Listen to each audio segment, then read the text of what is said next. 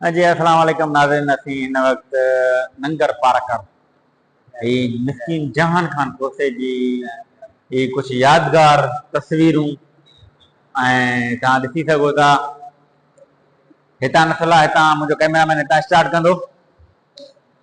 हे ॾिसी सघो था हिन जे हथ में मोरनि ऐं जीअं उहो लिबास थींदो आहे इंडिया वारनि जो ईअं, ऐं हेॾां ही पुराणी तलवार वांगुरु ॾिसी सघो था। हिन चारों तरफ़ पथर पिया आहिनि ऐं ॿ तलवारूं, हिकिड़ी तलवार हथ में ऐं ॿियो बगल आहे। हेॾां ही साईं जन इख़बार ऐं मिस्किन जान खान खोसो इख़बार पियो पढ़े ऐं लठ जेको पुराणे ज़माने में जेकी लठ बठ थींदी आहे उहो हथ में आहिनि।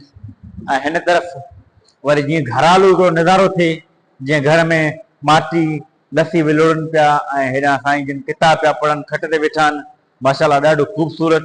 ऐं हिन पासे पाणी पिया भरनि, ॾिसी सघो था पाणी पिया भरनि ऐं होॾां जेको किड़ थींदो आहे घर नमूने उहो। ऐं हिन तरफ़ चाचे वारा जेको अॻे ज़माने में जेको रसा बसा ठाहींदा हुआ, रसा वेड़ींदा हुआ, उहो हिन पासे रसा ई रसनि वारो ॾिसी सघो था। पुराणे ज़माने जी बथी आहे ऐं लोटा आहिनि, इहे पिया आहिनि, ही कुझु सामान पियो आहे।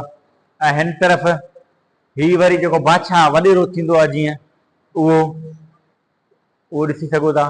ऐं हाणे तव्हांखे